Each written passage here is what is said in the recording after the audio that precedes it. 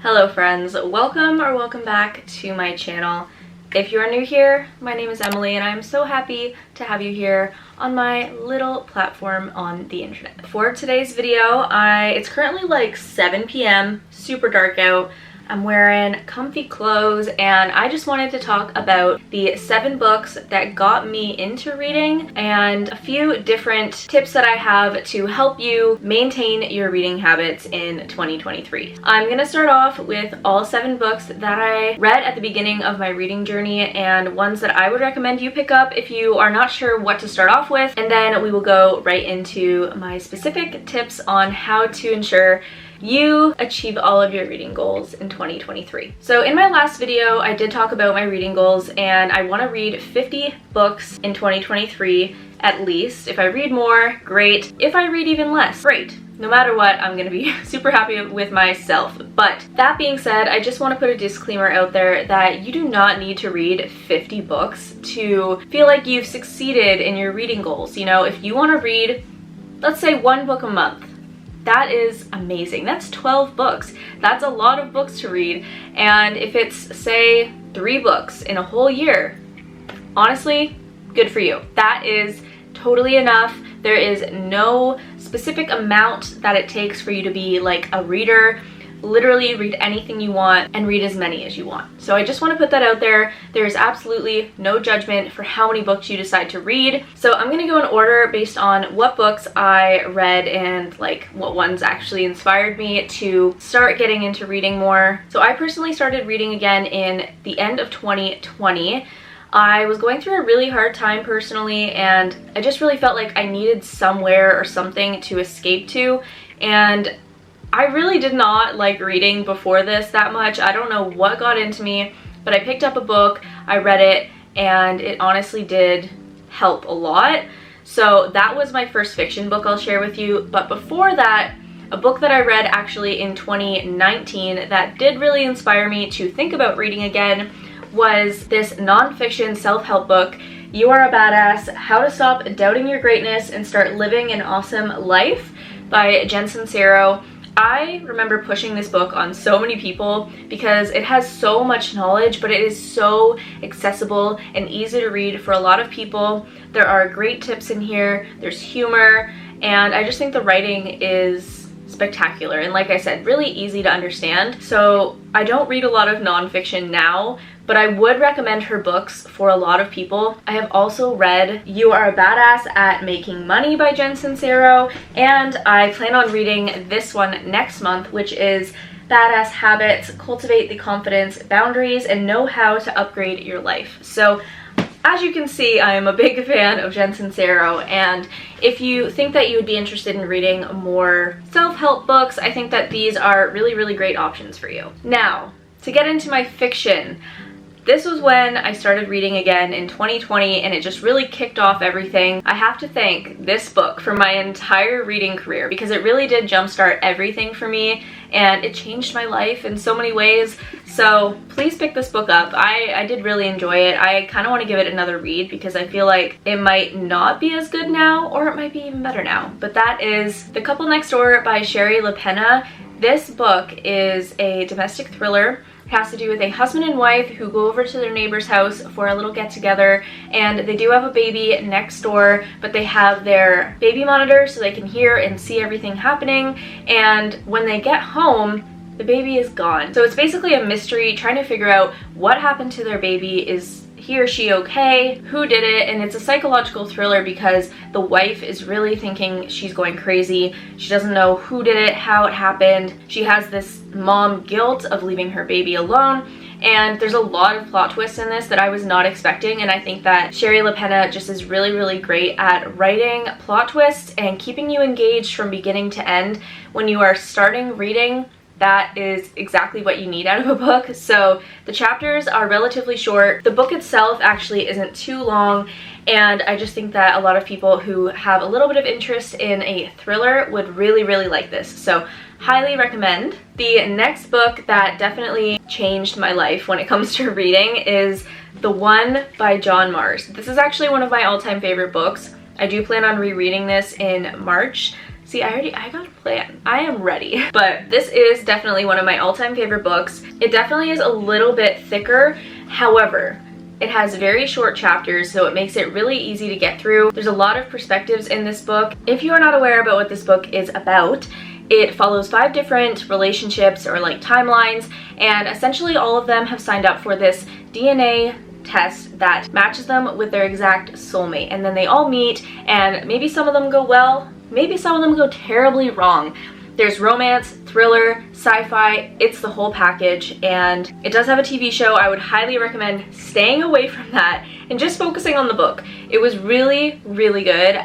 Like, I read it in 2020, or maybe the beginning of 2021, but it still stays with me. Like, I think about it every day. So that's how you know it's a favorite book, and I really do think this could be a favorite for you too. Okay, I'm sure you can see a pattern here. I definitely started off with more so thrillers and mysteries and psychological thrillers. I thought that those would be the best picks for me just because I know that they hold a lot of suspense and plot twists and things that are gonna make me jump out of my seat, whereas other genres, I wasn't really sure if I would enjoy them as much, but I did. Before we get to that, I'm gonna show you one more thriller here, and that is Verity by Colleen Hoover.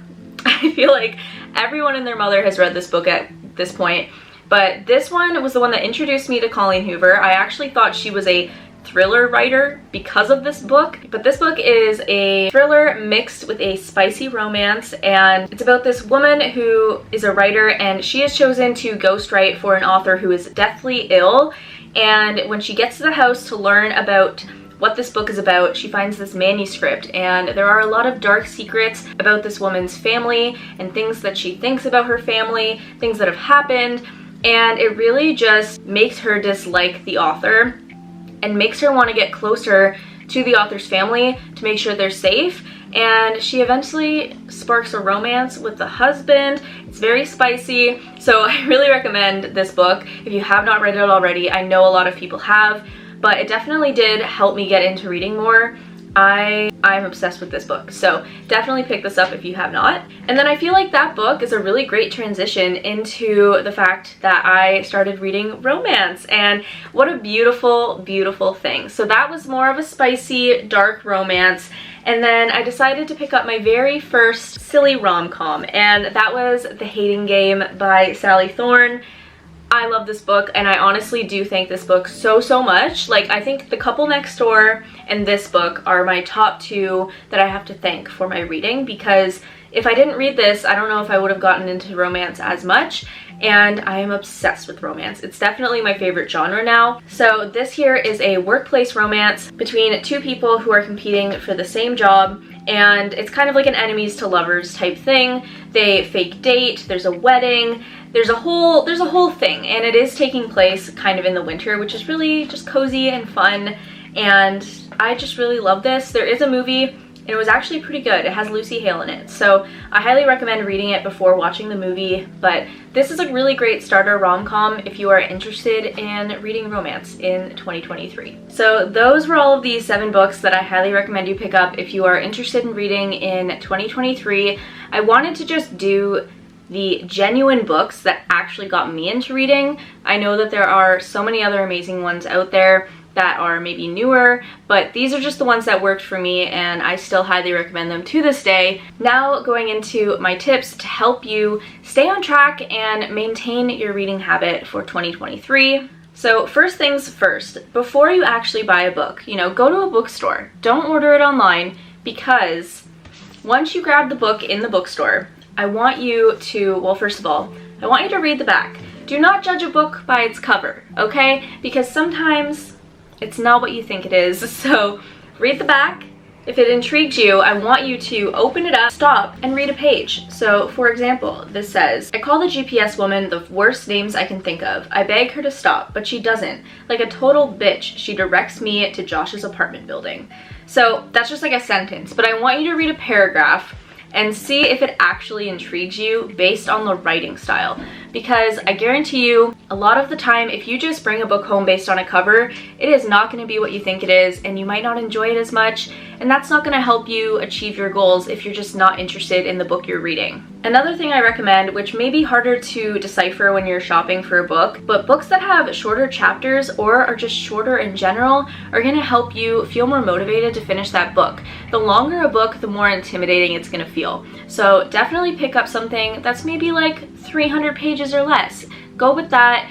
And if it has short chapters, that's going to help you out so much. I just feel like the shorter the chapter, the more I want more. So I highly recommend doing shorter books and shorter chapters. Once you've kind of gained this habit towards reading more, then you can start increasing to maybe 400 or 500 pages. Maybe start reading books that do have longer chapters. But to start off, that's what I would recommend. And lastly, this one might not be for everyone, but it really did work for me this year, and that is to set yourself a goal and track it. So say you want to read, like we said at the beginning, you want to read 1 book a month. So go onto Storygraph, go onto Goodreads. I personally use Goodreads and I love it. It's really simple. So go onto Goodreads or Storygraph and set your goal to 12 books for the whole year. When you do that, I personally love it because you can organize all of your books based on which ones you've read, which ones you want to read, you know, different categories like romance, thriller. You can even do like ones you've DNF'd, which means didn't finish. You can categorize them, and then once you've finished a book, you just click finished a book.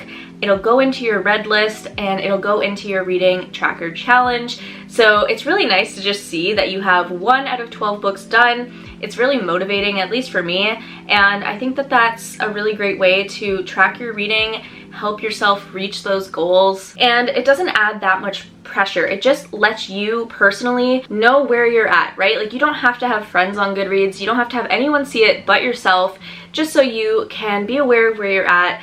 And I also feel like it just allows you to be more aware of how many books you can read, right? Because maybe you finish 1 book in 2 weeks. That means you can maybe read another book and read 2 in a month. That adds up to 24. So I think that tracking, while it might not be for everyone, I personally think that it is super fun and a great way to keep yourself organized while reading. You can also put all of your ratings and everything, so it's all in one place. And my last and final tip is, do not read anything that you don't want to read, right? So that's why at the very beginning I said flip through, read a page, and make sure that it actually sounds good to you. And if you end up buying a book and you're even like 70% of the way through and you are just hating it, do not make yourself finish that book. Reading should be enjoyable, and honestly, pushing yourself to read any book when you don't want to is going to make you like reading less and less. So do not feel pressured to finish a book just because you're like 75% through. It's not worth it. Reading needs to be enjoyable. So I highly recommend using that term, DNF, did not finish, if it just wasn't for you. And I don't want you guys to get in a reading slump and not achieve all of your reading goals this year. So that is my last reading tip. All right, you guys, thank you so much for watching. I hope you guys enjoyed these book recommendations, and I hope you guys enjoyed these tips. Hopefully they will help you on your reading journey. Honestly, I am so happy for you if you are finally starting that reading journey in 2023. And if you've already been on the journey and you're just here for the ride, hi, thanks for being here. So be sure to subscribe and like this video if you enjoyed it. Join the family. I love having you here. I post every single Friday, and I will see you in the next one.